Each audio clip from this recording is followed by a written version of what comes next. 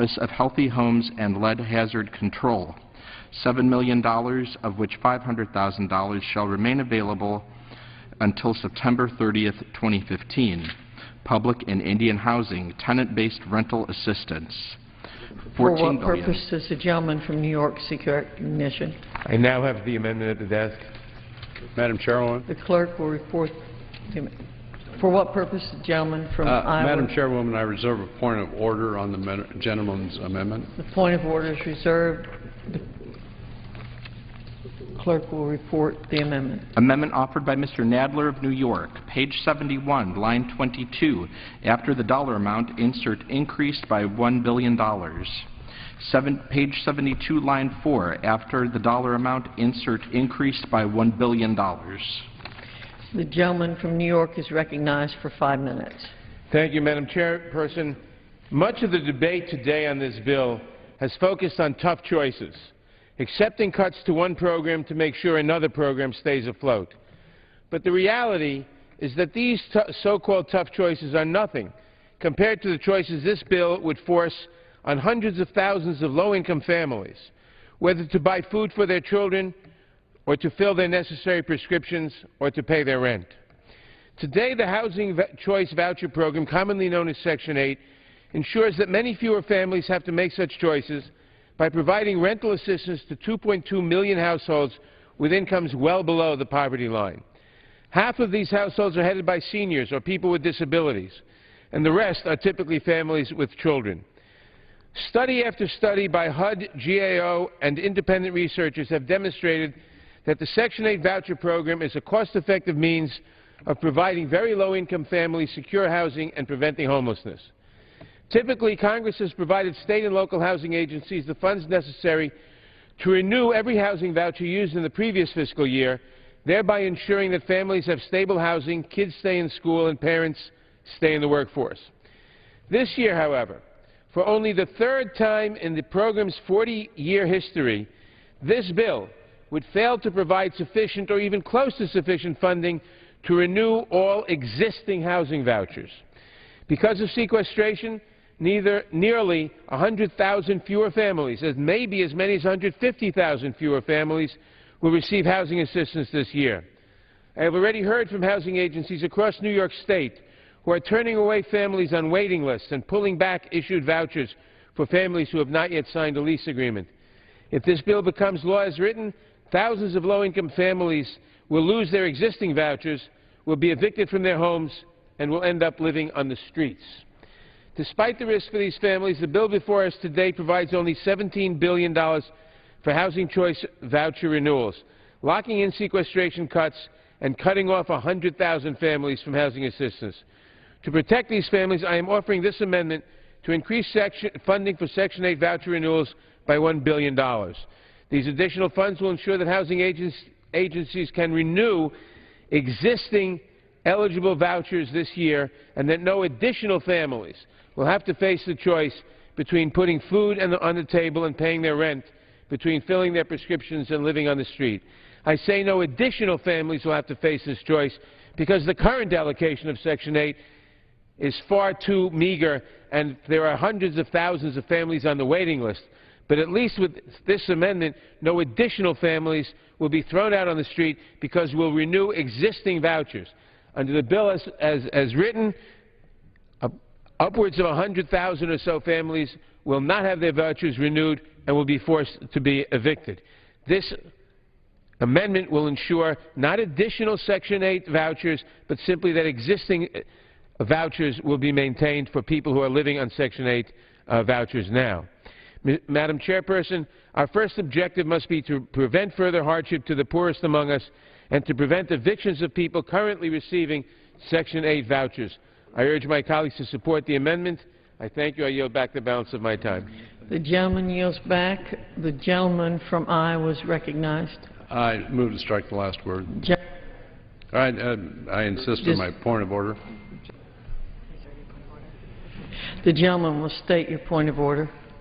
Madam Chairwoman, the amendment proposes to increase an increase in budget authority in the bill. The amendment is not in order under Section 3D3 of House Resolution 5, the 113th Congress, which states, and I quote, "It shall not be in order to consider an amendment to a general appropriations bill proposing a net increase in budget authority in the bill unless considered en bloc with another amendment or amendments proposing an equal or greater decrease in such budget authority pursuant to Clause 2F of Rule 21." End quote. The amendment proposes a net increase in budget authority in the bill in violation of this section. This amendment would increase net budget authority by $1 billion, and I ask for a ruling of the Chair. Does any other member wish to be heard on the gentleman's point of order? Madam Chairperson. The gentleman from New York is recognized. Madam Chairwoman, I think we could all agree the amendment is necessary. We're talking about evicting 100 to 150,000 families from an efficient, cost-effective program that keeps families together and lowers our costs over the long term. Without this amendment, we will see a spike in homelessness, a spike in medical costs, a spike in hungry kids. I understand the Chairman's point of order, and I understand that the rules demand an offset for any funding increase in the bill.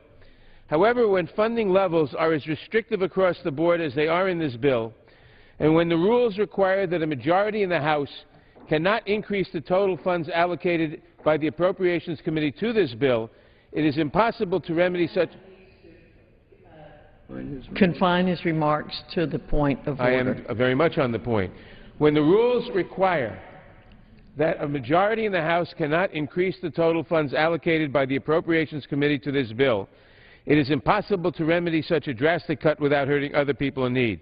I hope that as we go forward, we can find a way to provide these funds so that hundreds of thousands of very low-income working families and seniors are not put out on the street.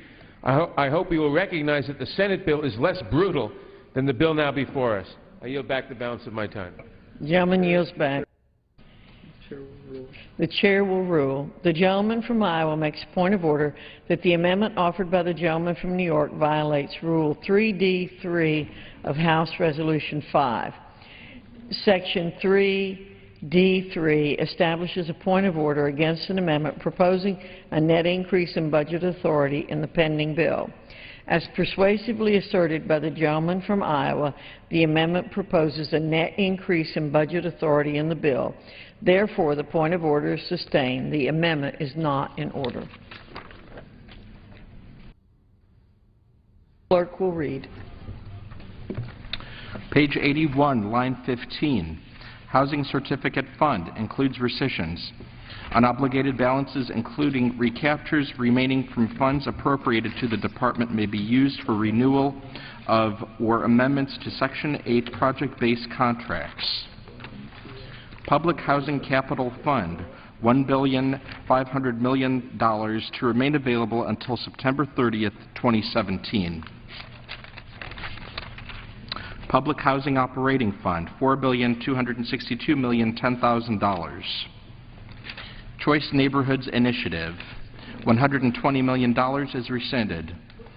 Family Self-Sufficiency, $60 million.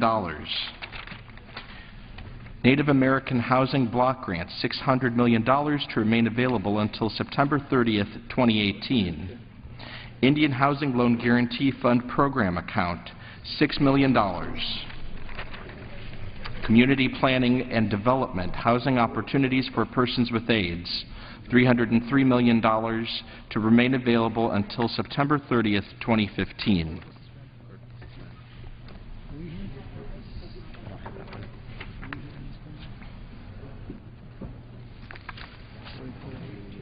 You have page 88? Mm-hmm. That's where we're at.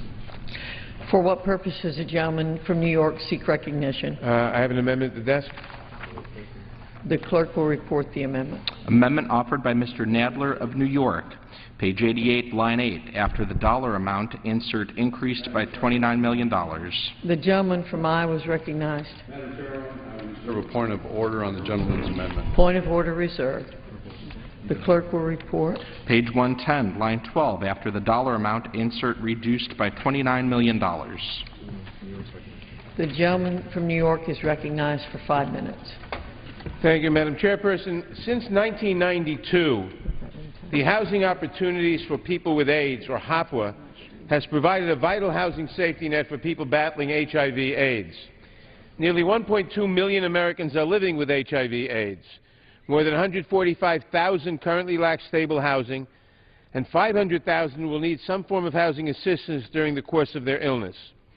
Research consistently shows that lack of stable housing is a major barrier to effective treatment for people living with AIDS and puts them at significant risk of premature death from poor nutrition, exposure to other diseases, and lack of medical care. HOPWA fills this gap by providing secure housing through one of the most effective programs in the HUD portfolio, and the only one that addresses the intersection of housing and health. Within 1 year, 96% of HOPWA participants achieved disease stabilization and reduced viral loads. Because housing stability plays a key role in preventing the spread of the virus, HOPWA contributes to better individual and community health outcomes. Further, for every $1 of HOPWA funding spent, 335 is leveraged from other federal, state, and local programs, and every $1 million in HOPWA funding provides housing and support for 171 families. For that reason, HOPWA has enjoyed broad bipartisan support since its first authorization more than 20 years ago. Despite HOPWA's proven track record in improving health and housing outcomes for communities, this year's Transportation HUD Appropriations Bill would cut $29 million in HOPWA funding. The committee's recommendation of $303 million brings the allocation for HOPWA back to FY 2008 funding levels, despite the fact that there are 100,000 individuals more who are infected with HIV/AIDS than in 2008.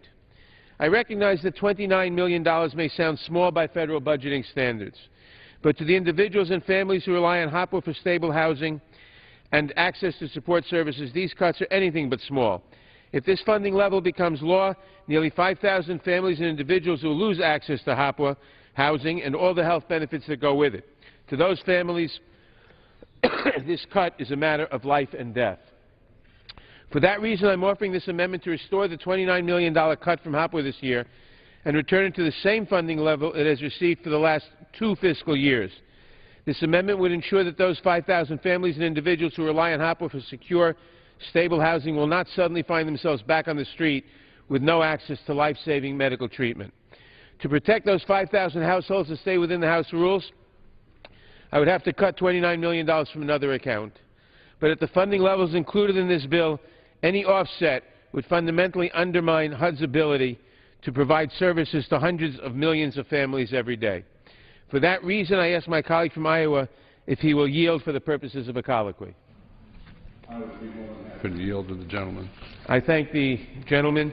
HOPWA provides life-saving, efficient services to thousands of families and individuals impacted by HIV/AIDS. Will you work in conference to reach a workable funding level that ensures families and individuals currently served by HOPWA do not lose access, to ensure that families and individuals currently served by HOPWA do not lose access to their housing? If the gentleman will yield. I yield. I will be more than happy to work with the gentleman on this issue as we move through the process. Thank you, Madam Chairman. I appreciate the Chairman's willingness to work on this issue in conference and to find a funding level that maintains this highly effective life-saving program, and I therefore, looking forward to those efforts, ask unanimous consent at this time to withdraw the amendment. Without objection, the amendment is withdrawn. The clerk will read. Page 89, line 1, Community Development Fund, $1,696,813,000 to remain available until September 30th, 2016. Empowerment Zones, Enterprise Communities, Renewal Communities. Unobligated balances remaining from funds appropriated to the Department are rescinded. Community Development Loan Guarantees Program account, including rescission of funds, $500 million. Home Investment Partnerships Program, $700 million to remain available until September 30th, 2016. Self-Help and Assisted Home Ownership Opportunity Program, $30 million to remain available until September 30th, 2016. Homeless Assistance Grants, $2,088,000,000 to remain available until September 30th, 2016. The clerk will suspend. For what purpose does the gentleman from Georgia seek recognition? Madam Chairman, I have an amendment at the desk. The clerk will report the amendment. Amendment offered by Mr. Brown of Georgia. Page 94, line 8, after the dollar amount, insert reduced by $55 million. Page 94, line 15, after the dollar amount, insert reduced by $55 million. Page 150, line 8, after the dollar amount, insert increased by $55 million. The gentleman from Georgia is recognized for 5 minutes. Thank you, Madam Chairman. This amendment would remove the $55 million increase and only the increase from the Homeless Assistance Grant Program and transfer that same amount into the spending reduction account. I understand that times are tough nationwide. They're tough for families, they're tough for businesses, and everyone has to cut back. We have to live within our means. But the fact remains, we are broke as a country. Our federal government is in a massive, massive debt. According to the committee report, the $55 million increase proposed for this program would be used to increase funding for the continuum of care projects and emergency solutions grants. Madam Chairman, these are worthy programs. They help a lot of people who are transitioning out of homelessness. But I'm not asking that we cut their funding, not at all. I'm simply asking that we hold the line, fund what we have been funding, and put the rest of this large increase towards fixing our nation's debt crisis. I urge my colleagues to support my amendment, and I yield back the balance of my time. The gentleman yields back. For what purpose is the gentleman from Iowa seek recognition? I move to strike the last word. The gentleman's recognized for 5 minutes. I thank the chairwoman. I must rise in opposition to the gentleman's amendment. I think everyone needs to understand that we already cut $7.7 billion from what was provided in 2013, and this is actually $4.4 billion less than the current rate of spending under sequestration. So everybody talks about sequestration. In this bill, we're actually $4.4 billion less than that already. To deliver this fiscally responsible reduction, we carefully prioritize programs to preserve housing options for families that are already counting on HUD for support in 2014. The funding level provided reflects what is required to renew commitments by HUD to state and local programs that serve the homeless. With less funding, homeless shelters and other service providers will operate at lower capacity, or, Madam Chairman, they would even close. Many of them would close, putting people that currently need help at risk. And for those reasons, Madam Chairwoman, I urge a no on this amendment. I yield back.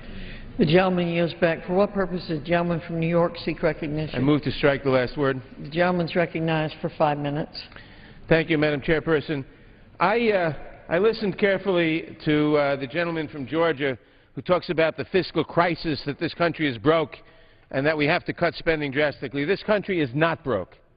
This country is the wealthiest country in the world, but we're breaking ourselves. And we're breaking ourselves by cutting too much and by following a silly economic policy.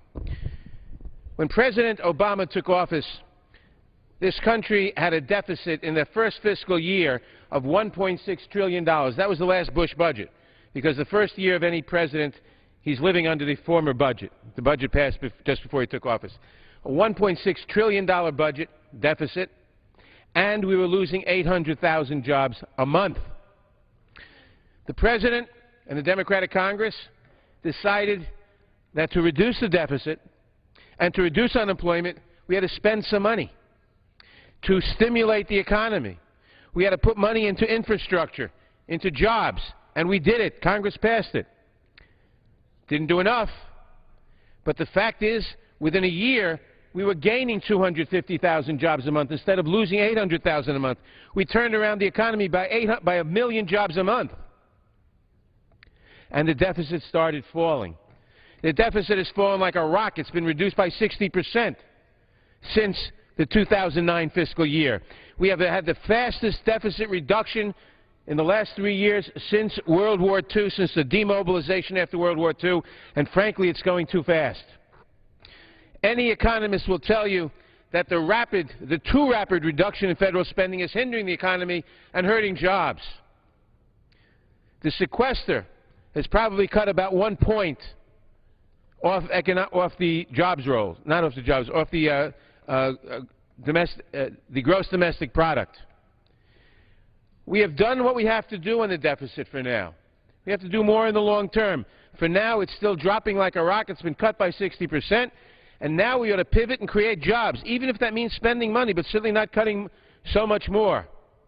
And when we create jobs, that creates tax revenues. It reduces expenditures on things like unemployment and food stamps, and reduces the deficit. And if you want to see exactly what happens, it's rare in life that you get a controlled experiment. The economies in the United States and Europe tracked. They collapsed in 2007 till 2009. 2009 they started going up slowly, and they kept going up until 2010. 2010 the U.S. economy kept going up slowly, and the European economies went into a double-dip recession and tanked, and unemployment went way up. Why? Because in Europe in 2010 they did what the American voters widely refused to do. They elected conservative governments which cut spending much more, which endorsed austerity policies, and what did they get? Higher unemployment and higher deficits. So when I hear this rhetoric, it's just backwards. We've done enough on the deficit for now. We have more to do later, but for now we ought to create jobs. That will reduce the deficit by increasing employment, by increasing tax revenues from people who are employed, and by decreasing expenditures that go up when there's unemployment, namely food stamps and unemployment insurance. So I just had to say that this rhetoric is just wrong. Our policies that we keep hearing from that side of the aisle are driving us more and more into debt and more into unemployment. I yield back. The gentleman yields back. For what purpose does the gentleman from Arizona seek recognition? I move to strike the last word. The gentleman from Arizona is recognized for 5 minutes. Madam Chairman, I rise in opposition to this amendment. This is one of the few accounts in the bill that reached an increase, yet it is still nearly $3 million below the President's request and actual need. As it is, HUD and homeless providers are skeptical that the amount provided in the bill is sufficient to provide the same level of services that we provided last year. Reducing this account would further jeopardize our nation's ability to provide housing for the homelessness. I oppose this amendment, and I yield back. The gentleman yields back. The question is on the amendment offered by the gentleman from Georgia. Those in favor say aye. Aye. Those opposed say no. In the opinion of the chair, the ayes have it. I would ask for a recorded vote.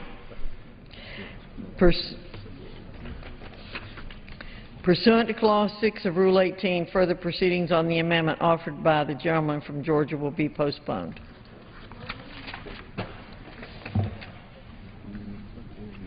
The clerk will read. Page 96, line 1. Housing Programs Project-Based Rental Assistance, including transfer of funds, $9,050,672,000. The clerk will suspend. For what purpose the gentleman from Iowa? I have an amendment at the desk, number 16.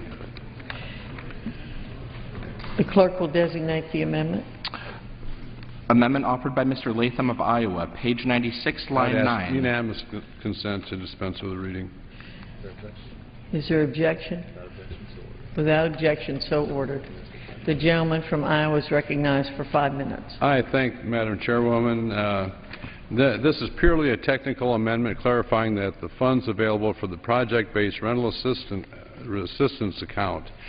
It was our intention to provide the same amount for the rental contracts in FY 2014 as was provided in FY 2013. However, because of a clerical error that was carried forward in the CBO scoring, we need this amendment to keep the bill within our 302B allocation. This amendment does not change the committee's intention of level funding the project-based rental contracts. I urge the adoption of the amendment, and I yield back. For what purpose does the gentleman from Arizona seek recognition? Madam Chairwoman, I move to strike the last word. The gentleman is recognized for 5 minutes. Madam Chairwoman, the chairman has cleared this amendment with our side, and it makes technical corrections to this section of the bill. We have no objection to this amendment, and I yield back. The gentleman yields back. The question is on the amendment offered by the gentleman from Iowa. Those in favor say aye. Those opposed say no. In the opinion of the chair, the ayes have it. The amendment is agreed to. The clerk will read.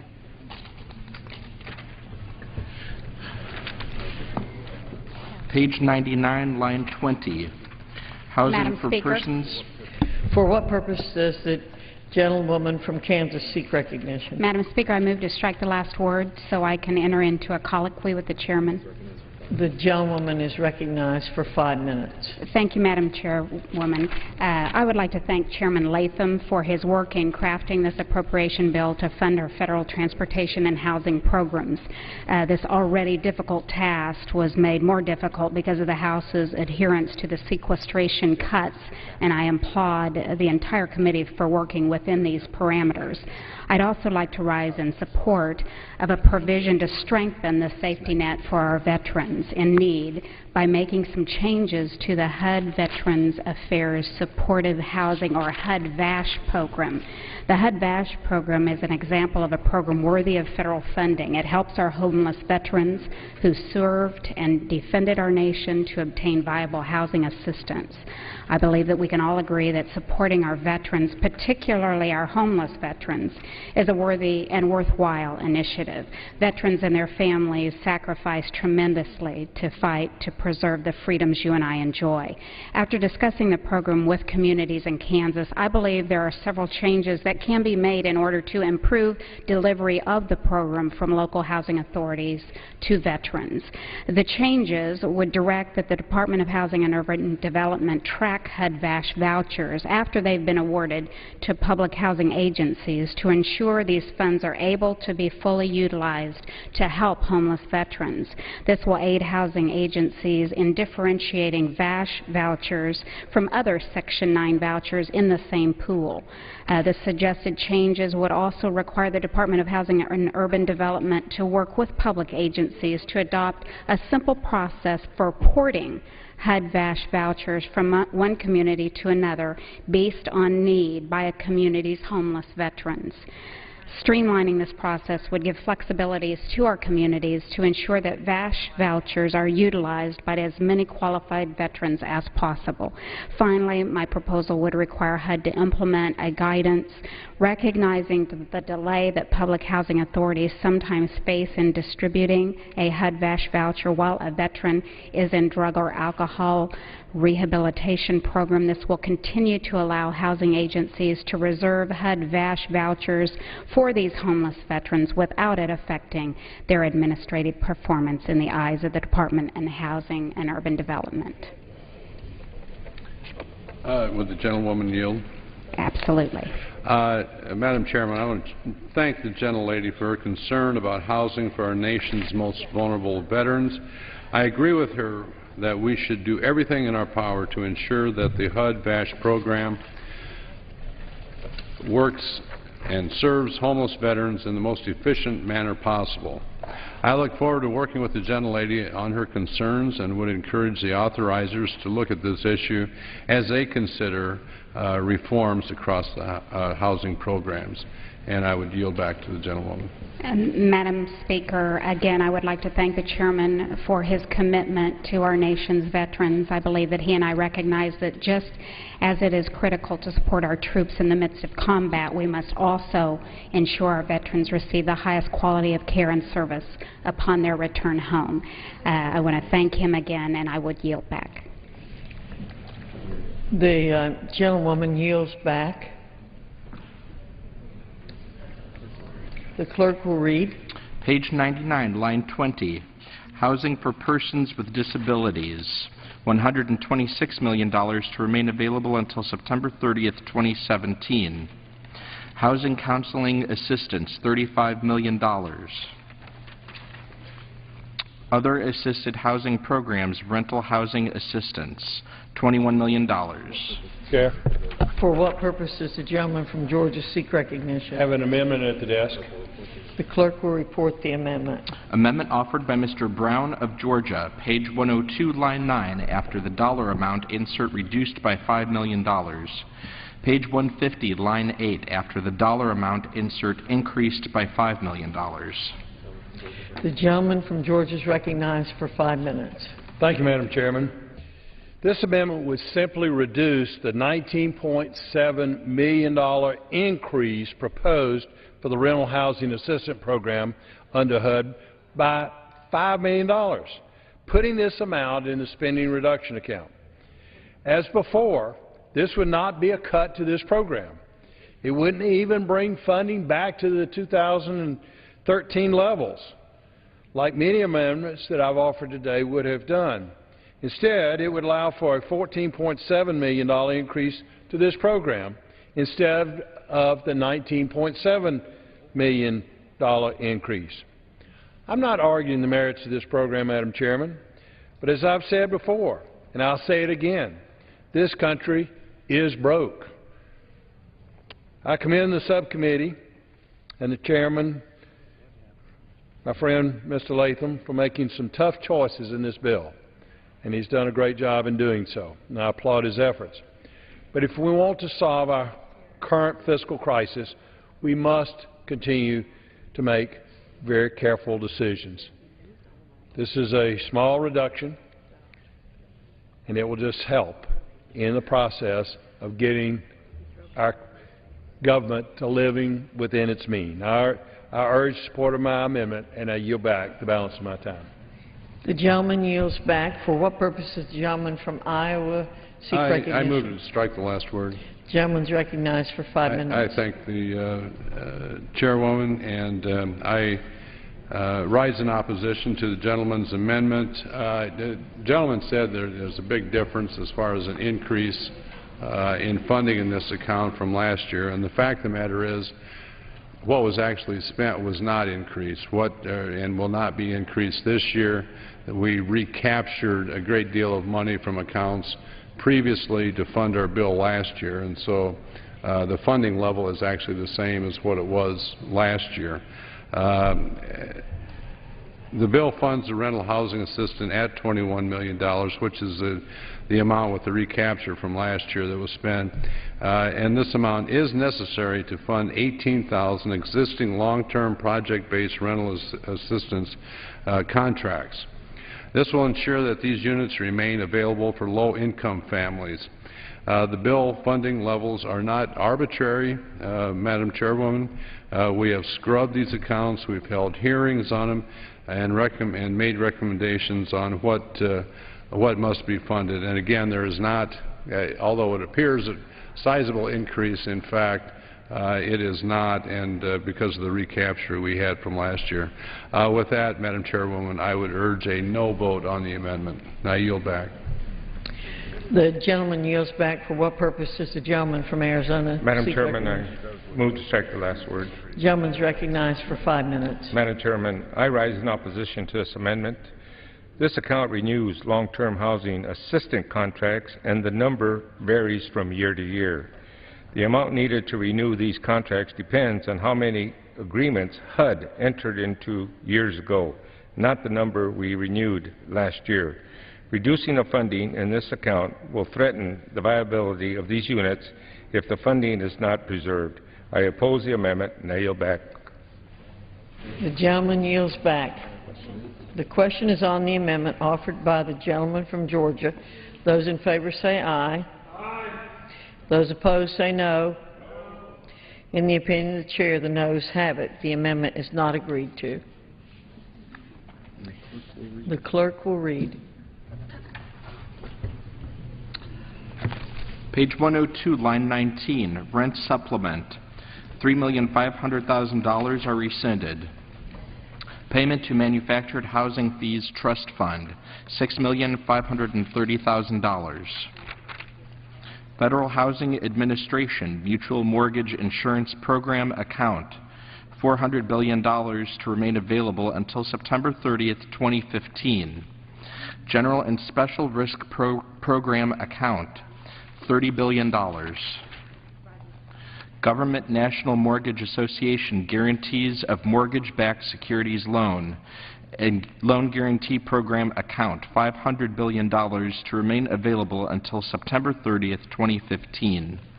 Policy Development and Research and Technology, $21 million to remain available until September 30th, 2015. Fair Housing and Equal Opportunity, Fair Housing Activities, $55,847,000. Madam Chair. The clerk will suspend. For what purpose does the gentleman from Texas seek recognition? I have an amendment at the desk. The clerk will report the Madam amendment. Chairwoman. Amendment offered by Mr. Al Green of Texas, page 108, The line gentleman, 10. for what purpose does the gentleman from Iowa rise? Madam Chairwoman, I reserve a point of order on the gentleman's amendment. Point of order is reserved. Thank you. Clerk will report the amendment. Page 108, line 10, after the dollar amount insert increased by $12,500,000. The gentleman from Texas is recognized for 5 minutes. Thank you very much, Madam Chair. I thank the ranking member and I thank the chair. I would like to, if I may, compliment you and thank you for what you did with the HUD-VASH vouchers, the $75 million, which is what was requested. I did join in that request, serving on financial services, and we share some jurisdiction with reference to the VASH vouchers. So I'm appreciative, Mr. Chairman and Mr. Ranking Member, for what was done. And of course, I respect anyone who wants to increase the amount that we accord our veterans. They have gone to distant places, and many times when they return, they don't return home to circumstances that we enjoy. And I'm eager to do all that I can to make sure that they have a place to call home when they return. With reference to this amendment, Mr. Chairman and Mr. Ranking Member, this amendment deals with the Fair Housing Initiative Program and the Fair Housing Assistance Program. The Fair Housing Assistance Program was started in 1968, Fair Housing Initiative Program in 1987. They have enjoyed bipartisan support here in Congress, and the purpose of these two programs happens to be that of elimination of invidious discrimination. Invidious discrimination does not know the boundaries that many of us assume it is limited to. We find right now that a good many of our persons who have gone to war and who are returning home have been injured. They don't return the way they left, a good many of them. And the truth be told, the greatest number of complaints that we have in this area of discrimination are related to persons who have disabilities. Evidence shows us that we had 27,092 complaints in 2011, 28,519 complaints in 2012. That's 1,427 complaints increase. And disability are the greatest percentage of these complaints, with 47.1 to 55.6% going against persons who have disabilities. This piece of legislation seeks to make sure that all persons, this would include our veterans who may have disabilities, have a place to call home and that they're not discriminated against. I know that discrimination is not a word that we'd like to use. I quite frankly don't find favor with the word, but for making our point, we have to mention it because there are people who are suffering from it. I would hope that we can restore FIP to its amount that was in the original bill from the Senate, and FAP as well. This is the Fair Housing Initiative Program, FIP, the Fair Housing Assistance Program, FAP, as they are commonly called. The bill reduces FIP to $32.2 million, and this amendment restores it to $44.1 million, which is an $11.9 million increase. The bill reduces the Fair Housing Assistance Program to $23.4 million, and the amendment restores it to $24 million. That's a $600,000 increase, making a total of $12.5 million increase. It is my hope that we can find a way to accord these programs the losses that they are suffering, because the losses go beyond just the numbers. They impact people, and a good many of these people are our veterans. With this, I would ask that the ranking member, if he would, engage me in a colloquy for just a moment. Mr. Ranking Member. Excuse me, I'll yield to the chair if you would. Mr. Chairman, my assumption is that you will have a point of order on this piece of legislation, the amendment, and I understand why. But I wanted to make sure that I emphasize the need to protect all persons, and I wanted to focus on our veterans tonight. And my hope is that as we move forward, you and I and the ranking member can work together so that we can make sure that veterans are not the victims of invidious discrimination. If the gentleman would yield. Yes, sir, I would. I just would thank the gentleman for his most sincere concern for these folks that need help, and I would pledge to, if possible, if we can find ways, but under our allocation, you understand that we have a very difficult situation, and so I would have to insist on the point of order. But I appreciate the gentleman's efforts and look forward to working with him. Well, with that, Mr. Chairman, I would withdraw and would hope that we might find that common ground that you've mentioned, and I would look forward to working with the ranking member, who's a dear friend and has always done whatever he can to help our veterans as well. And I thank you for the time, and I will yield back. Without objection, the gentleman's amendment is withdrawn.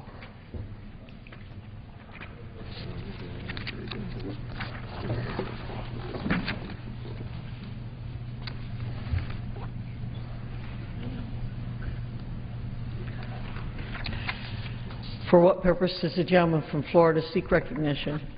I have an amendment at the desk. The clerk will report the amendment. Amendment offered by Mr. Grayson of Florida, page 108, line 19. After the dollar amount, insert increased by $150,000. The gentleman from Florida is recognized for 5 minutes. Thank you, Madam Chairman. This is an amendment that relates to the fair housing programs, and specifically the part of the program regarding the Limited English Proficiency Initiative. This is a small program that is capped in the bill presently at $300,000. The President had asked that this be increased to $500,000. We now propose an amendment and offer an amendment that would increase it to $450,000, still less than what the President offered, but nowhere near what a program like this actually justifies. I want to point out that we're not taking away from any other program. We're simply slightly lifting the cap on this particular program to allow the purpose of this program to be carried out. This initiative is vital to ensuring that individuals who are not proficient in English are aware of their rights, able to understand the terms of leases and other housing-related documents, and able to receive important announcements that affect the health and safety of their households. In addition, the initiative educates the HUD-assisted housing providers on their responsibilities under federal law and HUD regulations to ensure that their housing programs and activities are fully accessible to all, regardless of national origin or English proficiency. Finally, the initiative saves HUD staff time as it helps HUD to more efficiently communicate with and thereby serve the needs of the people who are not fluent in English. Madam Chairman, I have heard from time to time that the folks on the other side of the aisle are looking for some way to reach out to the Hispanic community and make their party more appealing to the Hispanic community here in America. We have to recognize that there's over 40 million Americans who do not speak English as their first language. This is a tiny program that's meant to allow for people who do not have English proficiency to have some of the same benefits and benefit from the same programs as those who do. Certainly it would be a very small and minor concession on the part of the folks on the other side of the aisle to give this little nod to the Hispanic community and show their concern that we have equal protection under the law for all, regardless of whether they are English-speaking or Spanish-speaking or speak some other language. Now, since Congress initiated this program in fiscal year 2008, the Department has used this funding to translate vital HUD documents, such as model leases, fair housing complaint forms, statements of residents' rights and responsibilities, information on how to become a first-time homeowner and how to avoid loan fraud and foreclosure, and fair housing information for disaster housing providers and survivors. This request will not only fund translation of HUD documents and printing, but also oral interpretation services at HUD events, oral interpretation for persons seeking access to HUD services by telephone, acquisition of technology that conducts simultaneous oral translation marketing of HUD's language access services to populations that need them, and public education on the availability of and the right to obtain information regarding HUD-funded services in multiple languages. Given the tiny amount of money that's involved here, this program has been extraordinarily effective. In the last year for which we have statistics, almost 30,000 people benefit of a program that cost the federal government only $300,000. This program has been incredibly cost-effective. It is very much needed by Hispanics throughout America and other minorities who do not have English as their first language. I ask the majority, my friends across the aisle, to consider the value of this program to the Hispanic community and everyone else in America. Thank you very much. I yield my time. The gentleman yields back. For what purpose does the gentleman from Iowa? I move to strike the last word. The gentleman's recognized for 5 minutes. Thank you, Madam Chairwoman. I rise in opposition to this amendment. This account that he's taking the money from is already stretched extremely thin, and the gentleman seeks, his amendment seeks to take funds away from the investigations and adjudication for fair housing claims.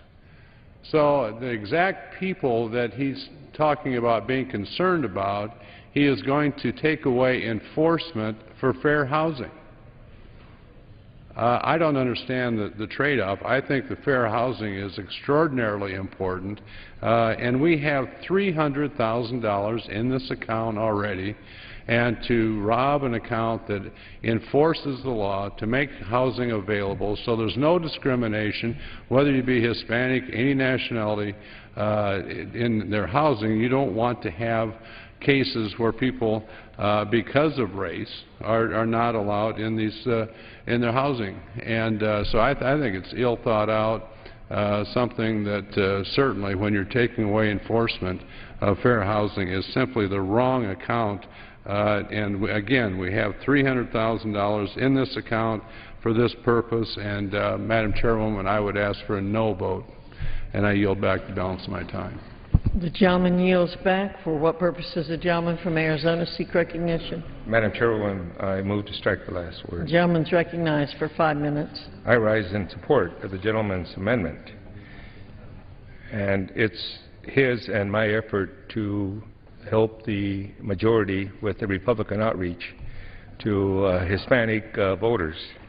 And this amendment would increase by $150,000 the amount of funding HUD shall spend on translating documents for people who are not proficient English speakers. And so because of our effort to help the outreach program, we support this amendment and we yield back. The question is on the amendment offered by the gentleman from Florida. Those in favor say aye. Those opposed say no. In the opinion of the chair, the ayes have it. The amendment is agreed to.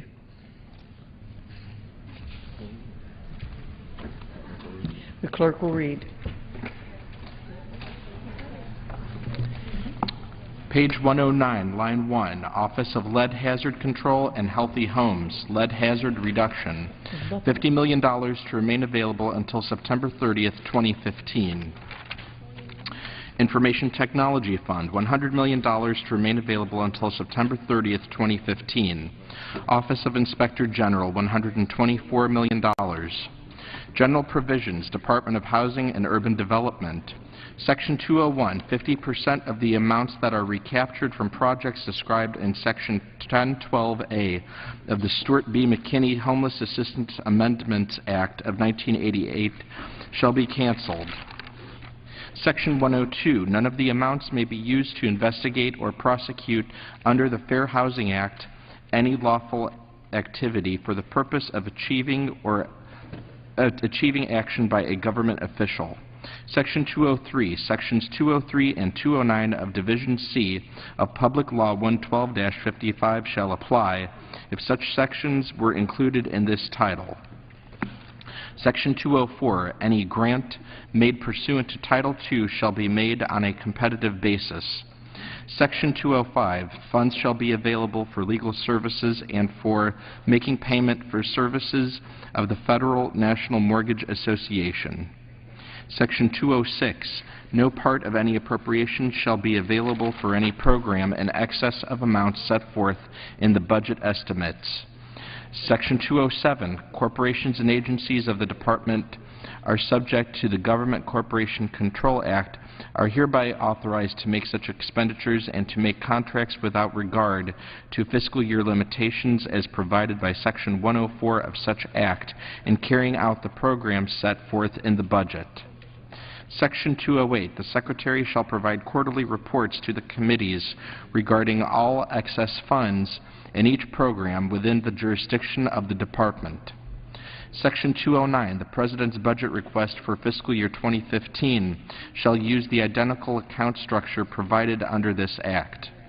Section 210, a public housing agency that administers federal housing assistance for the Housing Authority of the County of Los Angeles, California, the states of Alaska, Iowa, and Mississippi, shall not be required to include a resident of public housing. Section 211, no funds may be used for an audit of the Government National Mortgage Association. Section 212, the Secretary may authorize the transfer of some or all project-based assistance and low-income restrictions associated with one or more multifamily housing project to another multifamily housing project or projects. Section 213, no assistance shall be provided under Section 8 of the United States Housing Act of 1937 to any individual who is enrolled as a student at an institution of higher education as defined under Section 102 of the Higher Education Act of 1965, is not a veteran, and is not otherwise individually eligible. Section 214, the funds made available for Native Alaskans shall be allocated to the same Native Alaskan Housing Block Grant recipients that receive funds in fiscal year 2005. Section 215, the Secretary may insure and enter into commitments to insure mortgages under Section 255. Section 216, in managing of any multifamily property owned by the Secretary and during the process of foreclosure on any property with a contract for rental assistance payments, the Secretary shall maintain any rental assistance payments and other programs that are attached to any dwelling units in the property. Section 217, in connection with a program for use in assisted living facilities in the counties of the state of Michigan, a family residing in an assisted living facility may be required to pay rent. Section 218, the recipient of a grant under Section 202B of the Housing Act of 1959 may establish a single asset nonprofit entity and may lend the grant funds to such entity. Section 219, the commitment authority funded under the heading Community Development Loan Guarantees Program account may be used to guarantee notes or other obligations issued by any state on behalf of non-entitlement communities. Section 220, public housing agencies that own 400 or fewer public housing units may elect to be exempt from any asset management requirement imposed by the Secretary. Section 221, the Secretary shall not impose any requirement relating to asset management that restricts or limits the use of capital funds for central office costs pursuant to Section 9G of the United States Housing Act of 1937. Section 222, no official of the Department shall be designated as an allotment holder unless the Office of the Chief Financial Officer has determined such holder has implemented an adequate system of funds control. Section 223, the Secretary shall report to the committees on the status of all Section 8 project-based housing. Section 224, the Secretary shall notify the public through the Federal Register of the issuance of a notice of the availability of assistance administered that is to be competitively awarded. Section 225, payment of attorney fees must be paid from individual program office personnel benefits. Section 226, the Secretary is authorized to transfer up to 5% or $5 million under the headings Management and Administration and Program Office Salaries and Expenses. Section 227, Disaster Housing Assistance Programs shall be considered a program of the Department of Housing and Urban Development. Section 228, none of the funds may be used by any public housing agency for any amount of salary that exceeds the annual rate of basic pay payable for a position at level 4 of the executive schedule. Section 229, Title II of Division K of Public Law 110-161 is amended. Section 230, Paragraph 1 of Section 242I of the National Housing Act is amended. Section 231, subsection D of Section 184 of the Housing and Community Development Act of 1992 is amended. Section 232, amounts made available under the heading Revitalization of Severely Distressed Public Housing, Hope 6, may continue to be provided as assistance.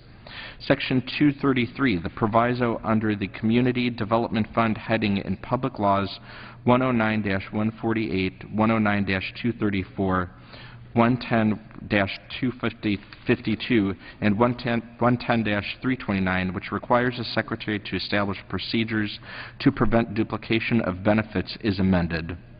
Section 234, none of the funds may be used to require or enforce the Green Physical Needs Assessment. Section 235, none of the funds in this Act may be available for the Doctoral Dissertation Research Grant Program. This title may be cited as the Department of Housing and Urban Development Appropriations Act 2014. Title III, Related Agencies, Access Board, Salaries and Expenses, $7,400,000. Federal Housing Finance Agency, Office of Inspector General, $38 million to remain available until September 30th, 2015. Federal Maritime Commission, Salaries and Expenses. Madam Chair. For what purpose does the gentleman from Georgia seek recognition? I have an amendment at the desk. The clerk will report. Amendment offered by Mr. Brown of Georgia, page 134, line 13, after the dollar amount insert reduced by $100,000. Page 150, line 8, after the dollar amount insert increased by $100,000. The gentleman from Georgia is recognized for 5 minutes. Thank you, Madam Chairman. This amendment would reduce funding in the bill for the Federal Maritime Commission's salaries and expenses by $100,000 and transfer that same amount to the spending reduction account. This amendment would have the effect of bringing the appropriations for this purpose back to the current levels, what we have right now. I offered a similar amendment to this bill last year, which would have eliminated a proposed $900,000 increase to this same account. Unfortunately, that amendment failed by 172 to 249 vote, a pretty strong margin. So this year, I bring you a request to hold the line to eliminate this very small increase of $100,000. An amount which is less than many bureaucrats here in Washington take home as their yearly salary. Perhaps more than any of my amendments that I've offered tonight, I hope that this one passes. Madam Chairman, because this amendment would strike a $100,000 increase to federal employee salaries fails. It means that we are in serious, serious trouble when it comes to solving our spending problem. I urge my colleagues to prove me wrong and to support my amendment. I yield back the balance of my time. The gentleman yields back. The gentleman from Iowa is recognized. Thank you. I move to strike the last word. The gentleman's recognized for 5 minutes. Madam Chairwoman, I'm not going to oppose this amendment. It is an account that at the maritime industry, with the concerns that we've had on some of the incidents on cruise ships, it's an account that is much needed, but with a very small reduction here, bringing it back to last year's funding level, that would be acceptable to me, and we would accept the amendment. I yield back. Gentleman yields back. The questions on the amendment offered by the gentleman from Georgia. Those in favor say aye. Aye. Those opposed say no. In In the opinion of the chair, the ayes have it. The amendment is agreed to. The clerk will read.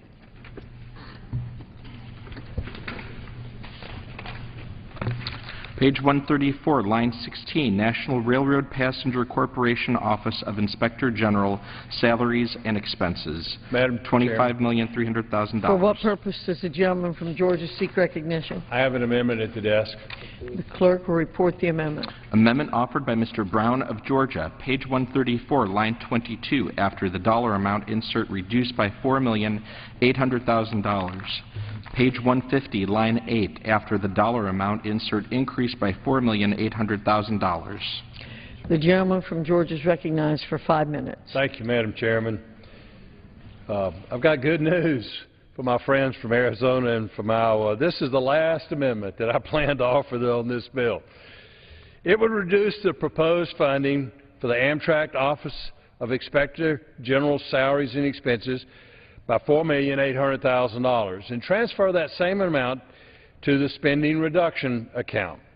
Like many of the amendments that I've offered today, it would simply remove a proposed increase, returning the final amount back to current spending levels. The Amtrak IG's role is to root out waste, fraud, and abuse within the corporation.